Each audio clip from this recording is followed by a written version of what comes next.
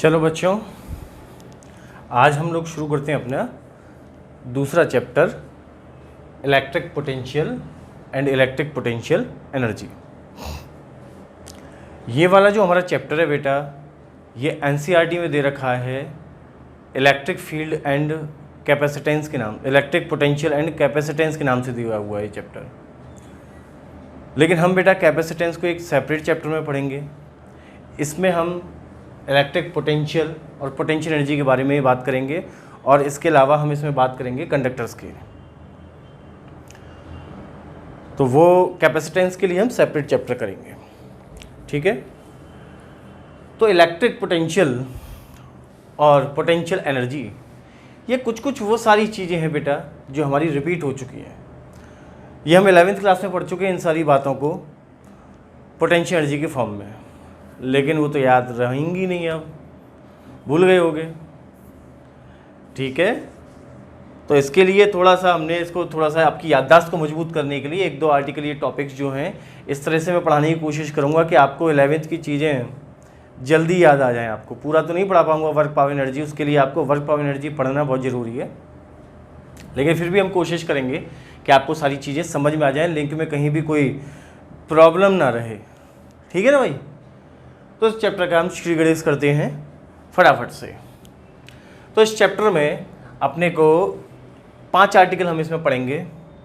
सबसे पहली चीज़ हम पढ़ेंगे बेटा कि कंजर्वेटिव और नॉन कंजर्वेटिव फोर्सेस, इनका बड़ा गहरा रोल है। इस बात को, ये चैप्टर को पढ़ने के लिए, इन बातों को समझने के लिए इसका बड़ा इंपॉर्टेंट रोल है कि आपको ये बात समझ में आनी चाहिए कि कंजर्वेटिव और नॉन कंजर्वेटिव फोर्सेस का मतलब क्या होता है। आपको ये फीलिंग आनी चाहिए, आपको महसूस होना चाहिए कि क्या होते हैं कंजर्वेटिव फोर्सेस और क्या होते हैं नॉन कंजर्वेटिव फोर्सेस। जैसे आपने देखा होगा ग्रेविटेशनल फोर्स है, इलेक्ट्रोस्टैटिक फोर्स है ना, मैग्नेटिक फोर्स है पोल्स के बीच में, नॉर्थ पोल साउथ पोल के बीच में, आपका स्प्रिंग फोर्स है।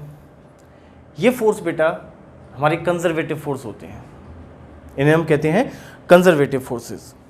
और कुछ फोर्स होते हैं जो होते हैं नॉन कंजर्वेटिव फोर्सेस। जैसे नॉन कंजर्वेटिव फोर्सेस जैसे जो वेलोसिटी डिपेंडेंट फोर्स होते हैं, जैसे विस्कस फोर्स पढ़ा था ना अपन ने क्लास में, एयर रेजिस्टेंस, फ्रिक्शन, ये जो फोर्स होते हैं बेटा ये नॉन कंजर्वेटिव फोर्स होते हैं। बेसिकली कंजर्वेटिव और नॉन कंजर्वेटिव का मतलब होता है कि एनर्जी जो है हीट की फॉर्म में लॉस्ट ना हो तो उसका मतलब कंजर्वेटिव होता है, और हीट की फॉर्म में लॉस्ट हो जाए, है ना, यानी कि एनर्जी लॉस्ट हो जाए, गायब हो जाए एनर्जी, तो वो नॉन कंजर्वेटिव फोर्सेस की कैटेगरी में आते हैं। इन जनरल मोटी मोटी बात अगर आप समझो तो, ठीक है। तो उस तरह के फोर्सेस हम पढ़ेंगे। अब अगला जो हमारा आर्टिकल है इलेक्ट्रोस्टैटिक पोटेंशियल एनर्जी, ये कंजर्वेटिव फोर्सेस के लिए ही डिफाइन की गई है। इलेक्ट्रोस्टैटिक पोटेंशियल एनर्जी को कंजर्वेटिव फोर्सेस के लिए ही डिफाइन किया गया है, इसी के लिए बनाया गया है। नॉन कंजर्वेटिव फोर्सेस के लिए इलेक्ट्रोस्टैटिक पोटेंशियल एनर्जी का कोई मतलब नहीं है ना, कहीं कोई लिंकेज नहीं बनती कि उससे हम क्या समझाएं, कोई मतलब ही नहीं है उसका, ठीक है ना। उसके बाद हम पढ़ेंगे बेटा इलेक्ट्रिक पोटेंशियल पढ़ेंगे हम। ये इलेक्ट्रोस्टैटिक पोटेंशियल एनर्जी के पढ़ने के बाद ही समझ में आएगा कि इलेक्ट्रिक पोटेंशियल क्या होता है। उसके बाद कि भाई हम जो इलेक्ट्रिक पोटेंशियल पढ़ रहे हैं इसका इलेक्ट्रिक फील्ड से क्या संबंध है, इलेक्ट्रोस्टैटिक्स में क्यों पढ़ रहे हैं, इसको क्या रीज़न है। तो यहाँ से अपने को समझ में आएगा कि भाई इलेक्ट्रिक फील्ड और पोटेंशियल में आपस में क्या संबंध है।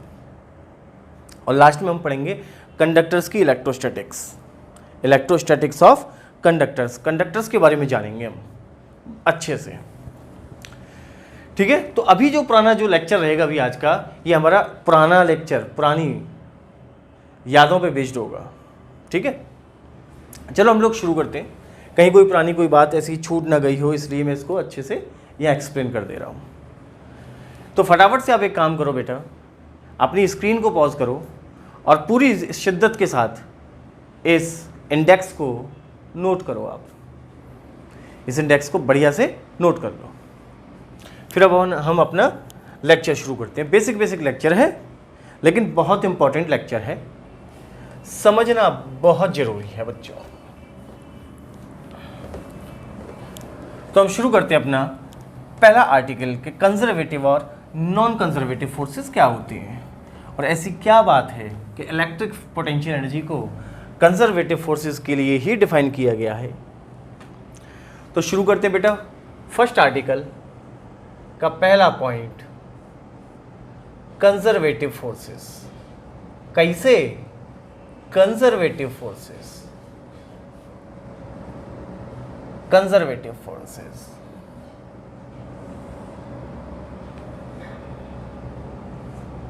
कंजर्वेटिव फोर्सेस बेटा, कंजर्वेटिव फोर्सेस वो फोर्स होते हैं, कंजर्वेटिव फोर्सेस वो फोर्स होते हैं जब वो वर्क डन करते हैं। कंजर्वेटिव फोर्सेस वो फोर्स होते हैं जब वो वर्क डन करते हैं, तो उनका वर्क डन पाथ पे डिपेंड नहीं करता, उनका वर्क डन पाथ पे डिपेंड नहीं करता। इस बात पे डिपेंड नहीं करता कि मान लो ए से बी तक आप गए, तो कंजर्वेटिव फोर्सेस मान लो यहाँ से ए से बी तक लाने में कोई वर्क करना पड़ा, तो चाहो तो ऐसे लेके आया जाए, चाहे इस पाथ पे लेके आया जाए, चाहे किसी आर्बिट्ररी पाथ पर इसको लेके आया जाए, ठीक है, ए पॉइंट से बी पॉइंट तक, है ना।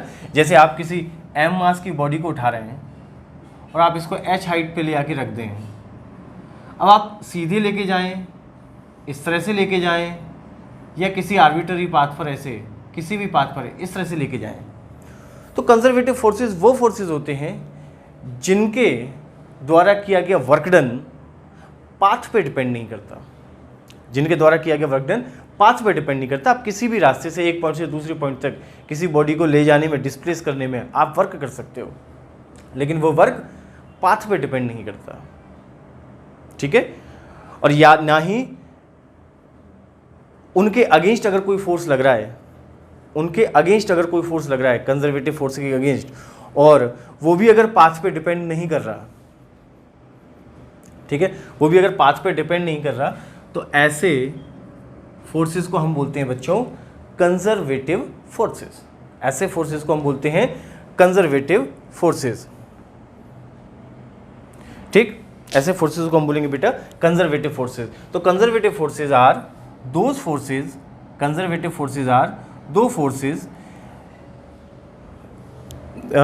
in which the work done by these forces और against these forces, यानी कि ये वाले फोर्स वर्क करें या इनके अगेंस्ट कोई फोर्स वर्क कर रहा हो। जैसे ये एम मास की बॉडी, इसको मैं उठा के ले आ रहा हूं, तो ग्रेविटेशनल फोर्स नीचे लग रहा है ना, तो इसके अगेंस्ट कौन वर्क कर रहा है? मैं एक्सटर्नल फोर्स लगा रहा हूं। तो अगर मैं फोर्स लगा रहा हूं या ग्रेविटेशनल फोर्स लग रहा है, तो मैंने फोर्स लगाया अगेंस्ट द ग्रेविटेशनल फोर्स, तो मैंने अगर वर्क किया और अगर वो वर्क पाथ पे डिपेंड नहीं किया, या ग्रेविटेशनल फोर्स ने वर्क किया वो पाथ पे डिपेंड नहीं किया, तो मेरा भी फोर्स क्या कहलाएगा बेटा? कंजर्वेटिव फोर्सेस, है ना। मेरा फोर्स क्या कहलाएगा? Conservative forces. यानी कंजर्वेटिव फोर्सेस वो फोर्सेस होते हैं जिनकी वजह से या जिनके अगेंस्ट वर्क किया जाए तो वो वर्क पाथ पे डिपेंड नहीं करता। ऐसे फोर्सेस बेटा कहलाते हैं कंजर्वेटिव फोर्सेस। अब आप चाहे इसको ऐसे ले जाओ, ऐसे ले जाओ, ऐसे ले जाओ, तो वो क्या कहलाएंगे बेटा? Conservative forces. क्या कहलाएंगे? Conservative forces. ठीक है, तो इसकी डेफिनेशन लिखो फटाफट। A force is said to be, a force is said to be conservative,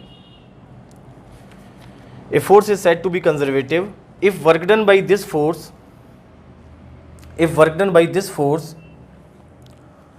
or work done against this force or work done against this force does not depends upon the path followed by the body, does not depends upon the path followed by the body. In these types of forces,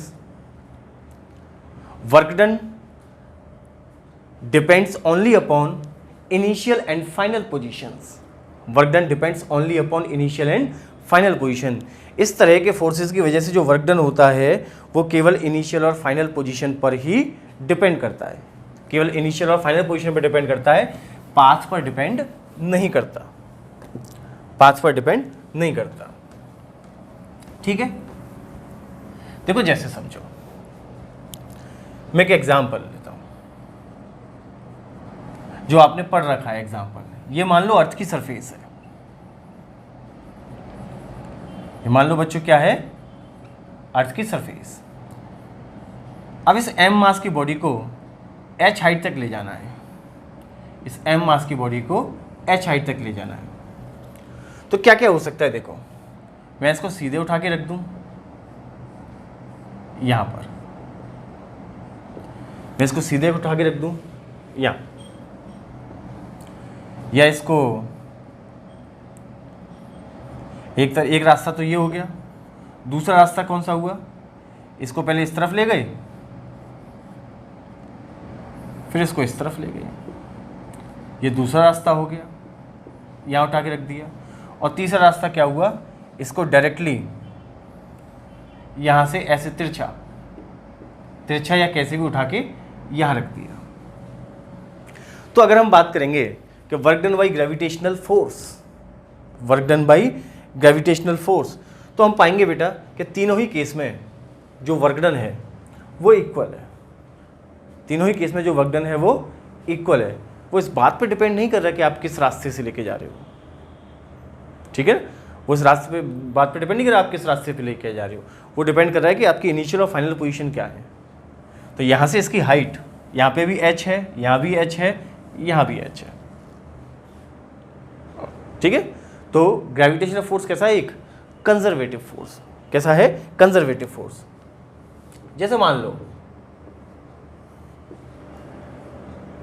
ये यहां पर एक charge रखा हुआ है Q1, तो मैं यहां एक चार्ज रखा है Q2, ठीक है। तो आप इस चार्ज को अगर इसके पास लाएं यहां पर, अब वो किसी भी रास्ते से हो सकता है, ऐसे ले आओ, ऐसे ले आओ, ऐसे ले आओ, हर केस में आप देखोगे बेटा, आगे हम पढ़ेंगे तो जो वर्क डन क्या हुआ, यही तो चीज़ पढ़नी है हमें। तो हर केस में हम क्या देखेंगे कि वर्क डन हर केस में क्या रहेगा, सेम। वर्क डन हर केस में क्या रहेगा, सेम, क्योंकि work done by conservative forces does not depends on path followed by the body, it only depends upon initial position and final position, it only depends upon initial position and final position, ठीक है। तो conservative forces के examples लिख लो फटाफट से, लिखो examples of conservative forces. पहला force electrostatic force, दूसरा फोर्स ग्रेविटेशनल फोर्स, तीसरा फोर्स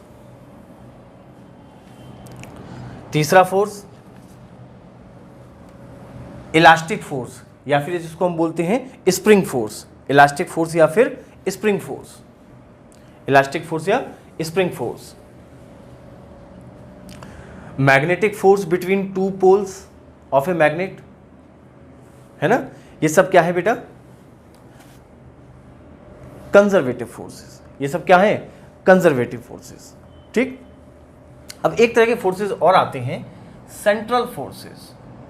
एक और कई बार आपको इसकी ज़रूरत पड़ेगी, ये आपके सामने बार बार आएगा कि सेंट्रल फोर्सेस। तो सेंट्रल फोर्सेस बेटा वो फोर्सेस होते हैं, देखो फोर्स लगने के लिए हमेशा दो बॉडी चाहिए होती हैं। क्या एक बॉडी अकेली अपने आप ऊपर फोर्स लगा लेगी, क्या नहीं लगा सकती। तो दो पार्टिकल या दो बॉडीज़ या दो एलिमेंट्स होना बहुत ज़रूरी है। तो मान लो ये ए और ये बी, तो ऐसे फोर्सेस जो दो बॉडीज़ के सेंटर को मिलाने वाली लाइन के अलोंग लगते हों, ऐसे फोर्सेस जो किन्हीं दो बॉडीज़ के बीच में ऐसे लगने वाला फोर्सेस जो उनको मिलाने वाली, जो उनके सेंटर्स को मिलाने वाली लाइन के अलोंग लगते हों, ऐसे फोर्सेस को हम बोलते हैं बच्चों सेंट्रल फोर्सेस। ऐसे फोर्सेस को क्या बोलते हैं, सेंट्रल फोर्सेस। तो लिख लो इसकी definition, the forces which acting along the line joining, which acting along the line joining the centres of the body are called central forces. ऐसे फोर्स क्या कहलाते हैं? Central forces. For example electrostatic force, ये central force का example है।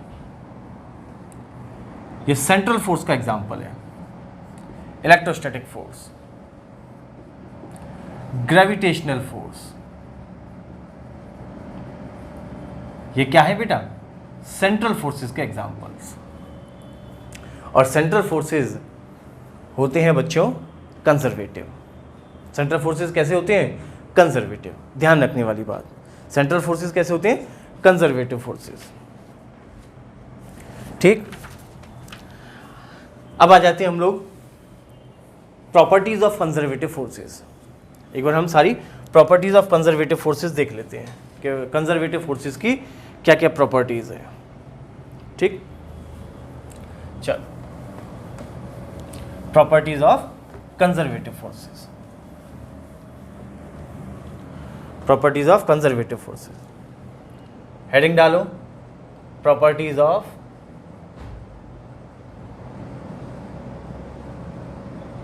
Conservative forces. 4-5 तरह की properties है, उसको समझ लेते हैं। Properties of conservative forces.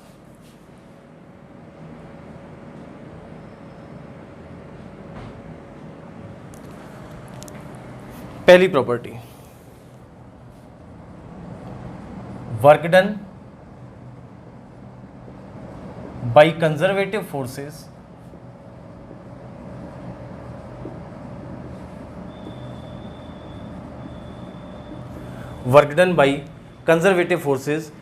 does not depends upon path.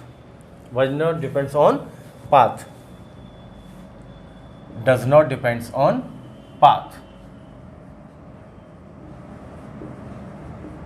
ये पाथ पर डिपेंड नहीं करते। किस पर डिपेंड करते हैं? It depends upon initial and final position. ये डिपेंड करते हैं इनिशियल और फाइनल पोजीशन पे। ठीक, दूसरी प्रॉपर्टी पानी पिला।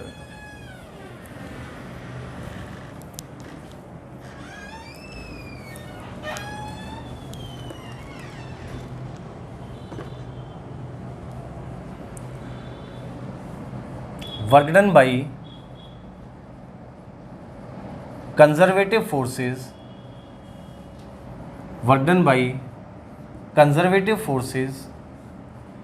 इन ए राउंड ट्रिप इज 0। या कह सकते हैं वर्क डन इन क्लोज्ड पाथ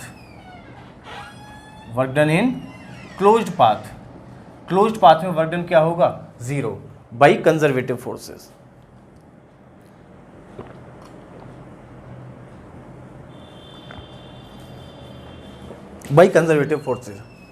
जैसे मैं आपसे बात करूं, ये m मास की बॉडी है, इसको आप h हाइट तक लेके गए ऊपर और वापस से लाके इसको नीचे रख दिया। पहले इसको ऐसे ऊपर लेके गए, फिर इसको लेके नीचे आ गए, तो इसको कहते हैं राउंड ट्रिप। यहाँ से चला वहीं आ गया, यानी कि इनिशियल और फाइनल पोजीशन अगर सेम हो तो उसको बोलते हैं राउंड ट्रिप। ऐसा राउंड का मतलब ये नहीं कि गोल गोल घूम के ऐसे नहीं, ऐसा कोई ज़रूरी नहीं है। अब सीधा आ गया तो इसको बोलते हैं एक राउंड में कंप्लीट राउंड, क्लोज्ड पाथ, मतलब जहाँ से चला वहीं पे लौट के आ गया, राउंड ट्रिप। तो ऊपर गया, नीचे आ गया, वर्क डन कितना? 0। ये खास बात है किसकी?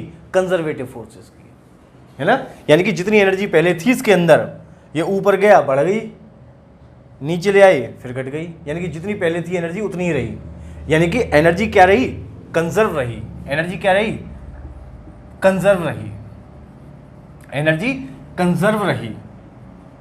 मतलब एनर्जी कंजर्व रही मतलब नो चोरी, एनर्जी कंजर्व रही मतलब नो चोरी, नो चोरी ऑफ एनर्जी, नो चोरी ऑफ एनर्जी। अब आप कहोगे चोरी मतलब, चोरी मतलब जब कई बार ऐसा होता है कि अगर हम फ्रिक्शन की वजह से एनर्जी हीट की फॉर्म में लॉस्ट हो जाती है, खो जाती है, चोरी हो जाती है ना।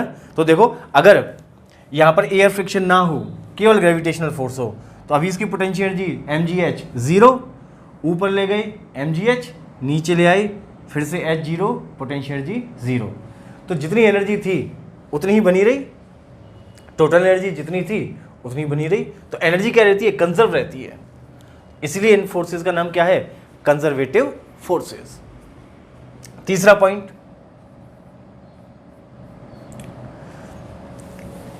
Total work done is, total work done is, total work done is completely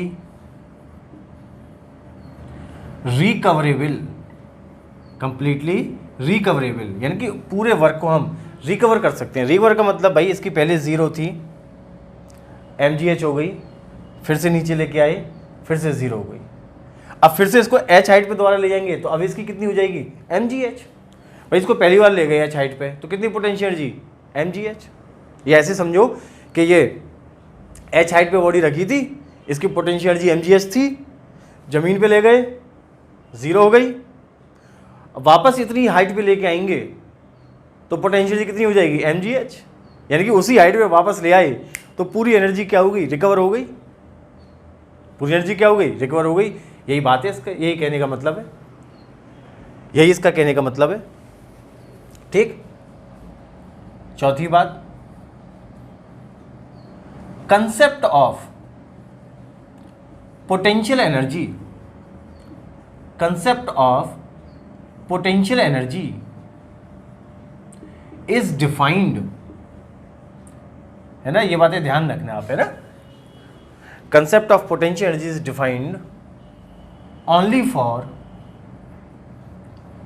for conservative forces, केवल कंजर्वेटिव फोर्सेस के लिए ही डिफाइन करी गई है पोटेंशियल एनर्जी। अब क्यों कंजर्वेटिव फोर्सेस के लिए डिफाइन करी है, इसके लिए अगले आने वाले आर्टिकल का इंतजार करो। सेकंड आर्टिकल हमारा क्या है, इलेक्ट्रिक पोटेंशियल एनर्जी। फटाफट से नोट कर लो सारी बातों को जल्दी से। तो ये हमारे क्या हो गए, properties of conservative forces, properties of conservative forces, जल्दी से नोट करो। फिर एक प्रॉपर्टी और लिखाते हैं, फिर एक प्रॉपर्टी और लिखाते हैं इसकी।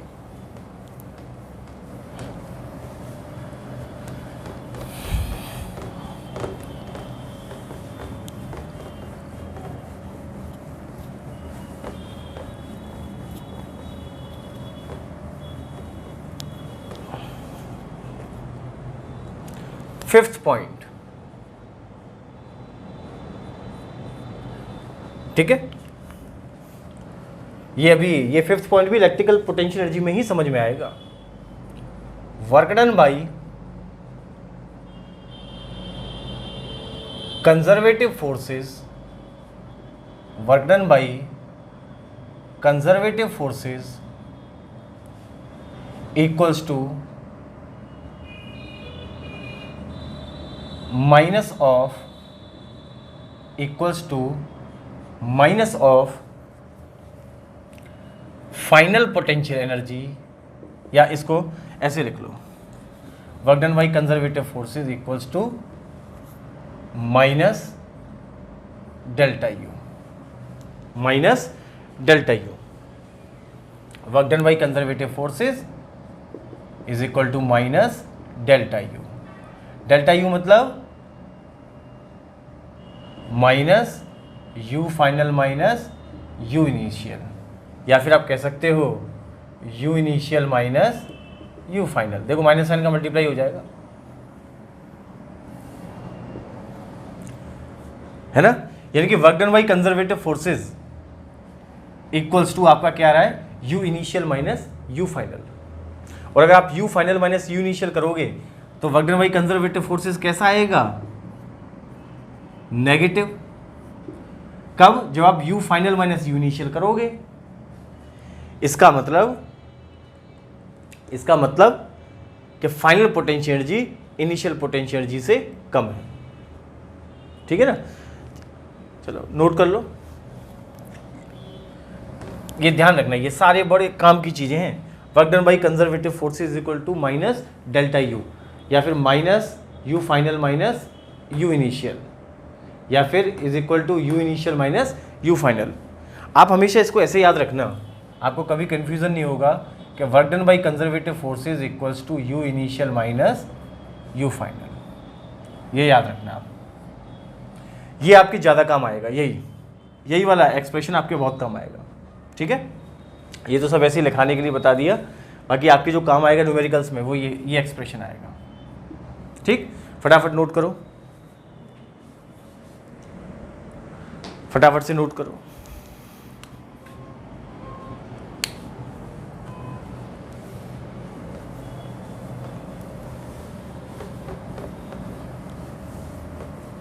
सेकेंड हेडिंग डालो बेटा,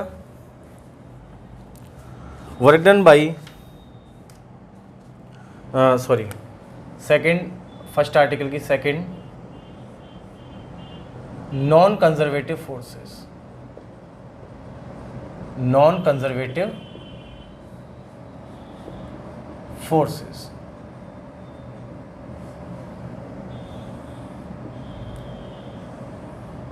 non conservative forces, non conservative forces वो होते हैं जिनमें वर्क डन पाथ पर डिपेंड करता है।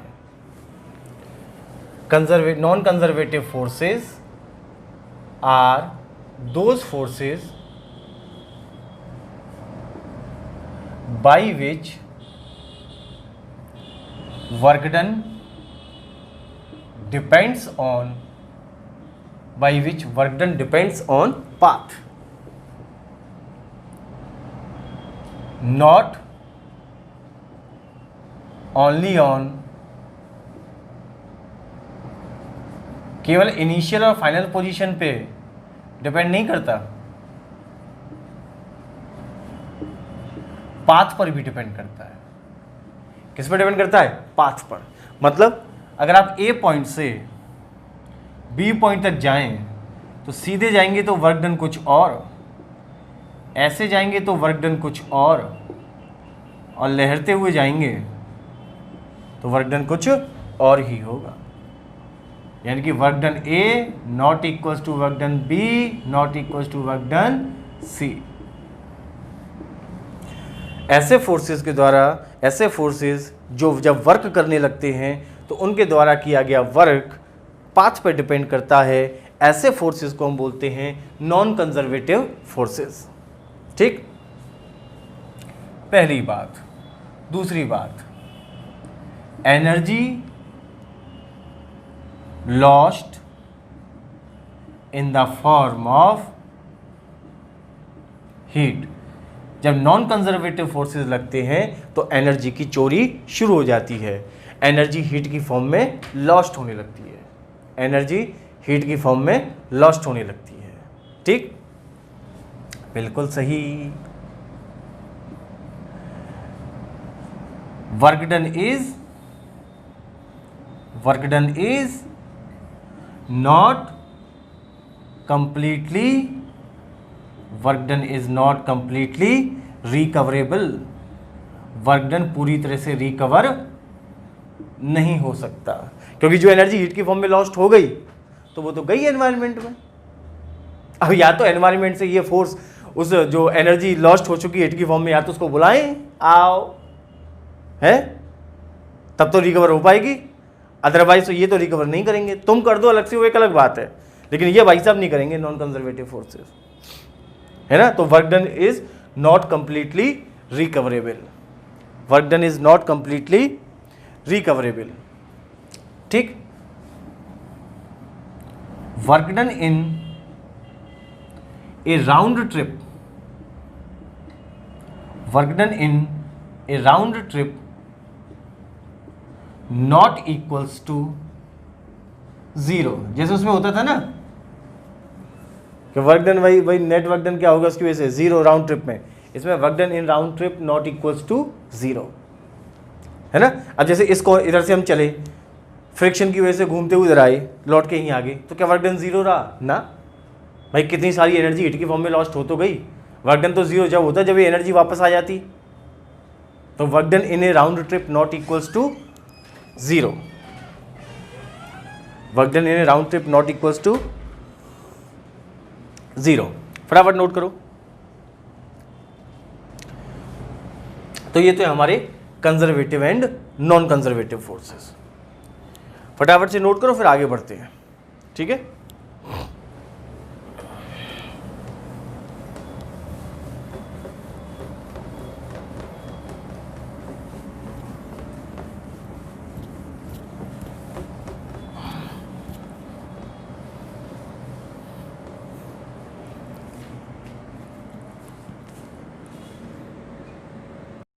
चलो बच्चों, अब in work done by conservative और नॉन कंजर्वेटिव फोर्सेस को अब थोड़ा सा अपने न्यूमेरिकल्स में समझते हैं कि आखिर माजरा क्या है, सीन क्या है पूरा। आप जरा इस सीन को देखते हैं जरा। ये सीन में आपको जरा 3-4 तरह के क्वेश्चंस के थ्रू दिखाऊंगा कि कंजर्वेटिव फोर्सेस में कैसे पाथ पे डिपेंड नहीं करते, कैसे क्या होता है, ठीक है। थोड़ा समझते हैं। पहला एक क्वेश्चन मैं आपसे लेता हूं कि मान लो एक फोर्स दिया हुआ है, फोर्स लग रहा है 3i cap plus 4j cap. किसी पार्टिकल पर ये फोर्स लगा और इस फोर्स ने उस पार्टिकल को डिस्प्लेस कर दिया। उसकी इनिशियल कोऑर्डिनेट थे उस पार्टिकल के r1, इनिशियल पोजीशन वेक्टर था उसका i cap plus j cap. यहाँ से लेके यहाँ तक इसने डिस्प्लेस कर दिया इसको 2i cap plus 3j cap, ठीक है। मैंने कहा भाई, मैंने आपको एक क्वेश्चन दिया, मैंने कहा बेटा एक फोर्स लग रहा है 3i cap plus 4j cap. इस फोर्स ने किसी पार्टिकल को इस पोजीशन से इस पोजीशन पर शिफ्ट कर दिया और मैंने आपसे कहा कि बेटा चलो वर्क डन बताओ। तो आप वर्क डन कैसे निकालते हो? देखो, मेडिकल वाले बच्चे वर्क डन कैसे निकालते हैं? देखो, मेडिकल वाले बच्चे ऐसे निकालते हैं वर्क डन। मेडिकल वाले बच्चे ऐसे वर्क डन निकालेंगे।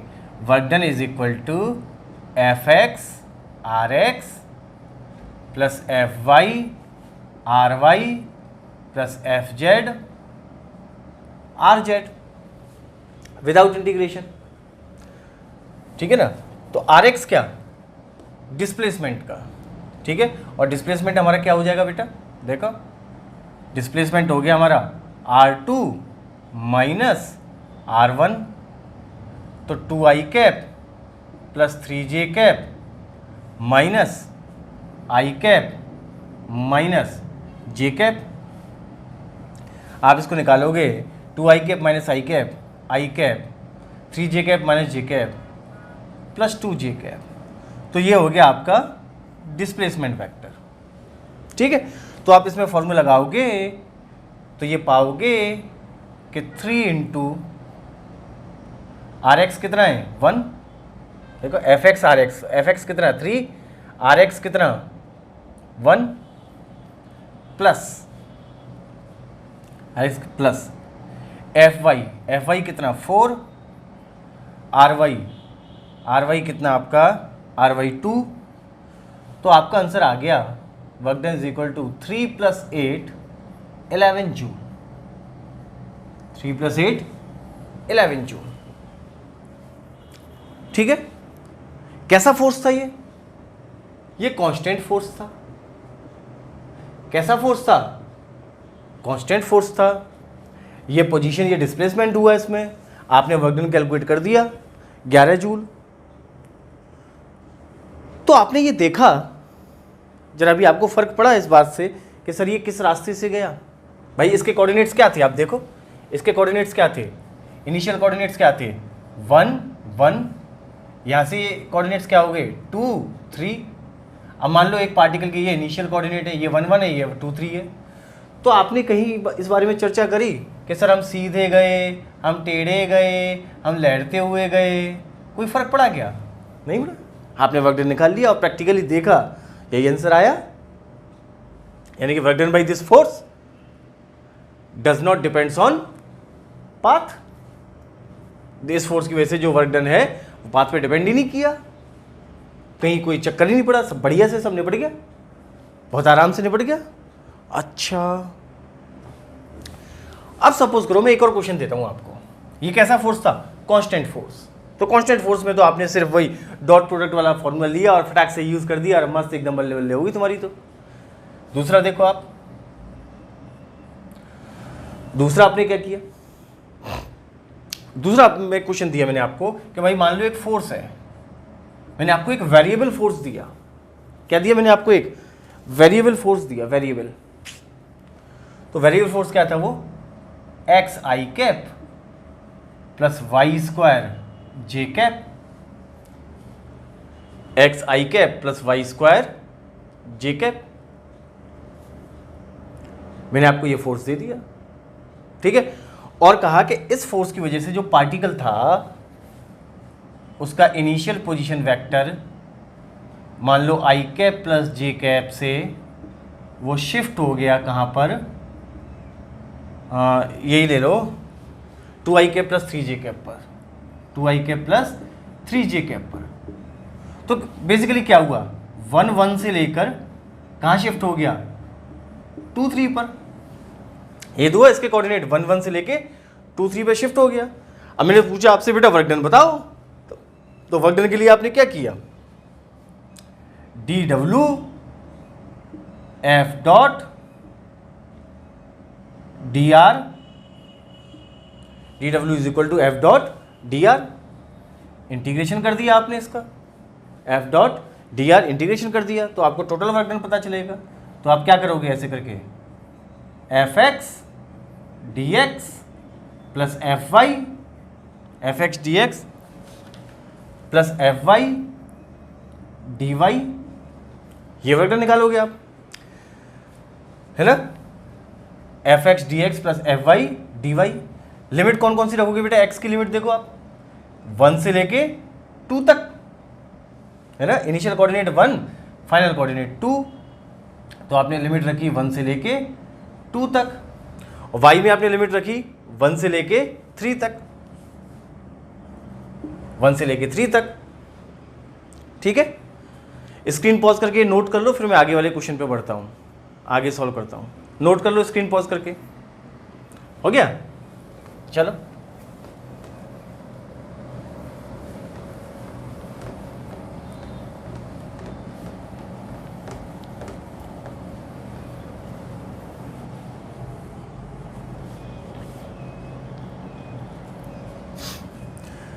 तो देखो आपने वर्क डन कैसे निकाला है इसमें? एफ एक्स कितना है? एक्स डी एक्स, लिमिट कहां से कहां तक? 1 से लेके 2, प्लस एफ वाई की जगह क्या रखा? Y square D Y, limit कहां से कहां तक? 1 से 3, है ना? ये तो किया आपने 1 से लेकर 3। वर्क डन आया आपका x D x, x square by 2, 1 से 2, वाई क्यूब बाई 3, लिमिट 1 से 3। तो वर्क डन आपका हुआ 1/2 एक्स स्क्वायर 1 से 2 प्लस 1/3 वाई क्यूब 1 से 3। वैल्यू पुट कर दी लिमिट की, देखो तो 1/2 2 का स्क्वायर माइनस 1 का स्क्वायर प्लस 1/3 3 का क्यूब माइनस 1 का क्यूब। वर्क डन आया आपका 1/2 2 2 जा 4 4 माइनस 1 3 प्लस 1/3 3 3 जा 9 3 जा 27 27 माइनस 1 28। तो वर्क डन आपने निकाला 3/2 प्लस 28/3, ठीक है। और आपने बड़ी ही जिंदा दिली के साथ ये आंसर निकाला आपने।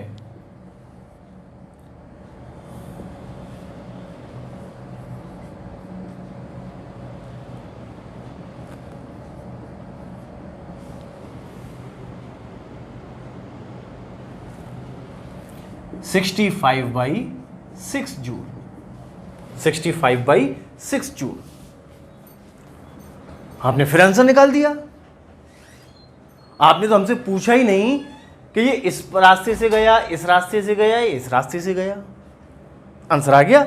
और जब हमने इसको प्रैक्टिकली वेरीफाई किया तो बिल्कुल सही। भाई फोर्स, वो वर्क डन पाथ पे डिपेंड ही नहीं कर रहा, पाथ की तो बात ही नहीं हो रही। हमने देखा कैसा फोर्स है, तो हमने देखा कि वेरिएबल फोर्स है, वेरिएबल फोर्स है ना। और इसमें क्या है, आई कैप के साथ एक्स का फंक्शन, जे कैप के साथ वाई का फंक्शन, ठीक है। सिंपल ये हो गया। इधर फोर्स क्या है, force is the function of X and Y, force is the function of X and Y. अब भी कोई फर्क नहीं पड़ा, यानी कि अब भी पाथ पे डिपेंड नहीं किया और हमारा आंसर आ गया।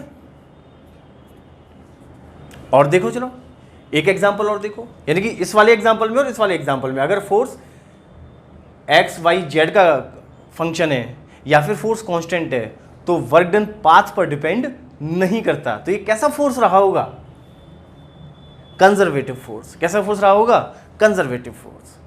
कंजर्वेटिव फोर्स वो फोर्स होते हैं जिनकी वजह से किया गया वर्क डन पाथ पे डिपेंड नहीं करता। फटाफट से इसको नोट करो और एग्जांपल लेते हैं। फटाफट से इसको नोट करते हैं, एक और एग्जांपल लेते हैं।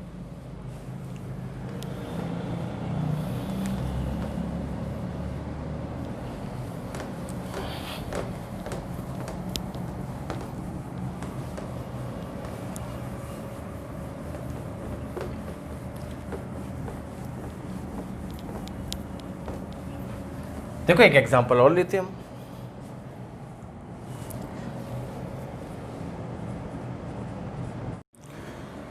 थर्ड क्वेश्चन देखते हैं। मान लो एक फोर्स है 2xy आई कैप प्लस एक्स स्क्वायर जे कैप, ठीक है। अब इस फोर्स ने एक पार्टिकल को 0,0 से कहाँ शिफ्ट कर दिया, 2,4 पर, और हमसे कहा गया चलो भाई वर्क डन निकालो। तो हम वर्क डन निकालने गए। तो वर्क डन निकालने के लिए हमने क्या किया, dw integration of F X D X plus integration of F Y D Y, है ना। ये हमने वर्क डन निकालने की कोशिश करी। तो जैसे हमने वर्क डन निकालने की कोशिश करी तो एफ एक्स कितना, 2xy dx, लिमिट कहाँ से कहाँ तक ले ली, लिमिट हमने ले ली x की lower limit 0, final limit 2 plus F Y D y, f y कितना एक्स स्क्वायर,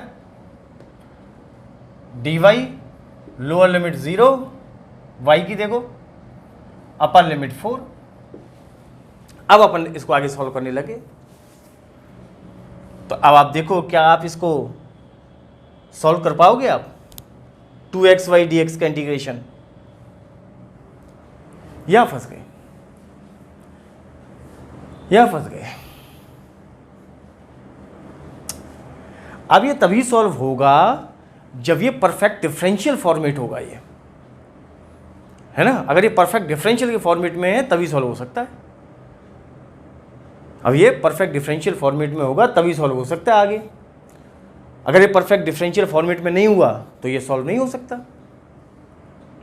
क्या करें अब, चेक करते हैं परफेक्ट डिफरेंशियल फॉर्मेट है कि नहीं ये। चलो चेक करते हैं, आओ ये परफेक्ट डिफरेंशियल फॉर्मेट है कि नहीं। और परफेक्ट डिफरेंशियल फॉर्मेट को चेक करने के लिए क्या करते हैं, पार्शियल इंटीग्रेशन करते हैं। तो एक तो हमें इसका पार्शियल इंटीग्रेशन करना है 2xy dx और एक्स स्क्वायर dy। अब इसका पार्शियल इंटीग्रेशन करने के बाद अगर ये दोनों टर्म सेम आ गए तो ठीक है, ये परफेक्ट डिफरेंशियल फॉर्मेट है, अपन सॉल्व कर लेंगे। और अगर सेम नहीं आए तो इसका मतलब परफेक्ट डिफरेंशियल फॉर्मेट नहीं है, इसको हम आगे सॉल्व नहीं कर सकते।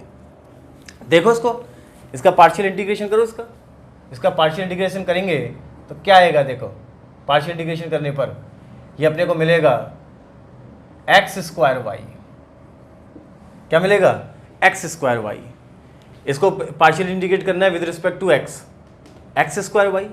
इसको पार्शियल इंटीग्रेट करना है विद रिस्पेक्ट टू वाई, ये क्या मिलेगा? X square Y. हाँ, ये कैसा है? दोनों सेम आगे देखो, तो ये क्या है? Perfect differential format. क्या है ये? Perfect differential format. तो ये तो अब हो जाएगा, लेकिन ऐसा जरूरी नहीं है कि हर क्वेश्चन में आप इस स्टेप से परफेक्ट डिफरेंशियल फॉर्मेट की मदद से आप सॉल्व कर पाओ। अगर ये परफेक्ट डिफरेंशियल फॉर्मेट की फॉर्म में होगी इक्वेशन तो कर पाओगे, अदरवाइज ये सॉल्व नहीं होगा। तो चलो फिर आगे अब क्या करते हैं, यानी कि परफेक्ट डिफरेंशियल फॉर्मेट है, क्या करें? इसको हम डायरेक्टली लिख सकते हैं X square Y lower limit to upper limit.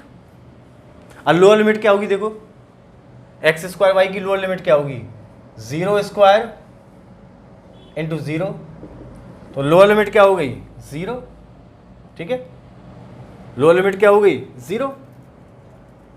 ठीक, इसको और अपर लिमिट क्या हो गई? अपर लिमिट क्या होगी इसकी? अपर लिमिट हो गई 2 का स्क्वायर 4 और 4 4 जा, और ये X square Y upper limit, तो अपर लिमिट में एक्स कितना? 2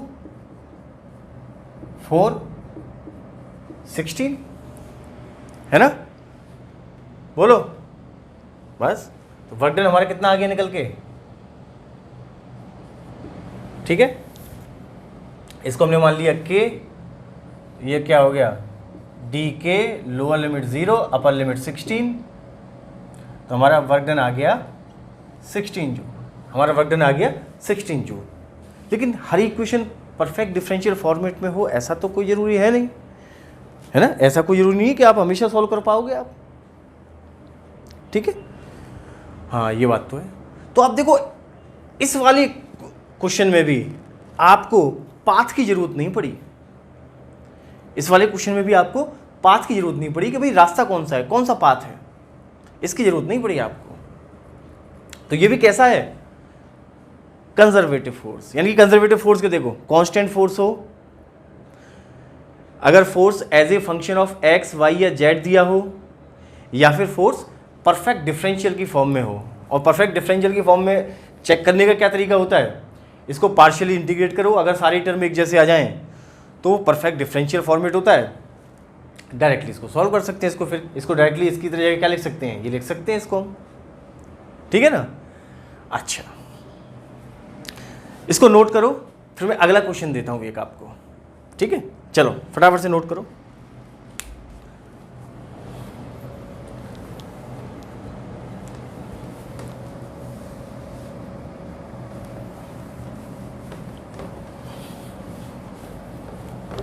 इन चीज़ों की बच्चों बहुत ज़रूरत पड़ने वाली है आगे। मेडिकल वाले बच्चे तो बस वो डेफिनेशन देख के बस, इसमें ज़्यादा इसमें तुम्हारे मतलब की चीज़ नहीं है। क्वेश्चन नंबर 4, क्वेश्चन नंबर 4, मान लो मैं आपको क्वेश्चन दे रहा हूँ, एक फोर्स है जो 4y i कैप, एक फोर्स है 4y i कैप, ठीक है ना? और इसने किसी पार्टिकल को 0,0 से शिफ्ट किया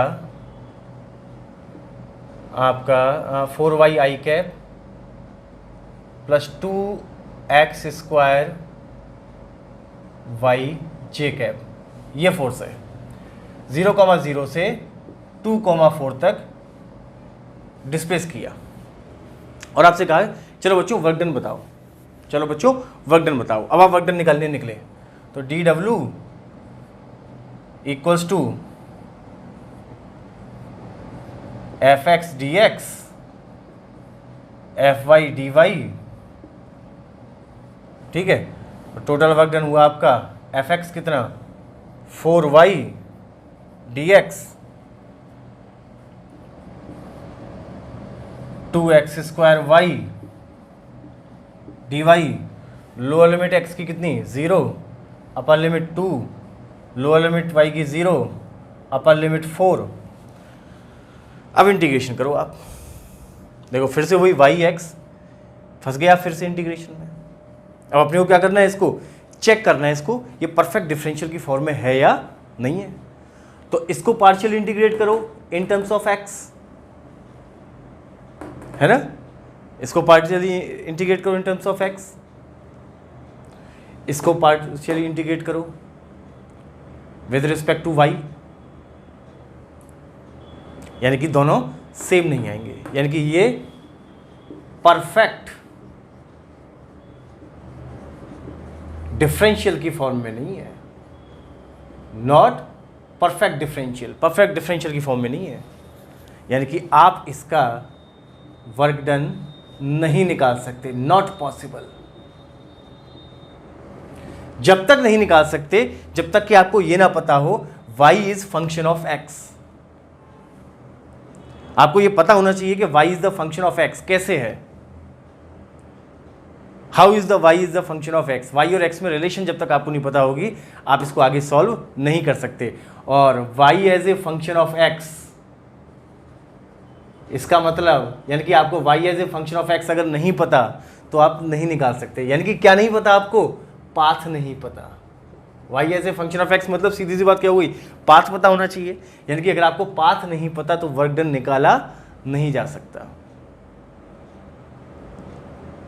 वर्क डन निकाला नहीं जा सकता। यानी कि आपको पाथ का पता होना बहुत जरूरी है। तो ये कैसा फोर्स हो गया, नॉन कंजर्वेटिव। कैसा फोर्स हो गया बच्चों, नॉन कंजर्वेटिव। बात समझ में आई, हाँ। तो ऐसे फोर्सेस जिनमें वर्क डन पाथ पे डिपेंड ही नहीं करता, तो इससे पहले जितने 3 केस देखे हम उसमें वर्क डन पाथ पे डिपेंड ही नहीं कर रहा था, तो वो कैसे फोर्स थे सारे, कंजर्वेटिव। और कंजर्वेटिव फोर्स को पहचानने के तरीके क्या है, कांस्टेंट फोर्स हो, या force function of X Y या जेड एक्सिस हो, या फिर परफेक्ट डिफरेंशियल की फॉर्म में हो, तो वो फोर्स कैसे होते हैं, कंजर्वेटिव। ये न्यूमेरिकल्स के लिए बता रहा हूँ बात, थ्योरेटिकल बात तो हो गई। तो कैसे हो गए, कंजर्वेटिव फोर्स। और अगर आपको वर्क डन निकालने के लिए y as a function of x पता जरूरी हो जाए तो इसका मतलब आपको पाथ की जानकारी होना बहुत जरूरी है। तो ऐसे फोर्स पाथ पे डिपेंड करते हैं, इसके लिए आपको पाथ पता होना चाहिए। और जो फोर्सेस, जिन फोर्सेस की वजह से वर्क डन पाथ पे डिपेंड करता है वो फोर्स क्या कहलाते हैं बेटा, non conservative forces, non conservative forces. ठीक है बच्चों, तो चलो पहला आर्टिकल हमारा खत्म होता है conservative and non conservative forces. ठीक है, अपनी आगे की कहानी नेक्स्ट लेक्चर में शुरू करेंगे हम लोग, जिसका नाम है, इस आर्टिकल का नाम है इलेक्ट्रिक पोटेंशियल एनर्जी। ठीक है, तो इलेक्ट्रिक पोटेंशियल एनर्जी से पहले वही सारी चीज़ें वापस एक बार एक पोटेंशियल एनर्जी को पूरा अच्छे से एक बार हम समझेंगे। ठीक है बेटा, तब तक के लिए बढ़िया से अच्छी नींद लो, अच्छे से पढ़ाई करो, मस्ती करो, गुड बाय।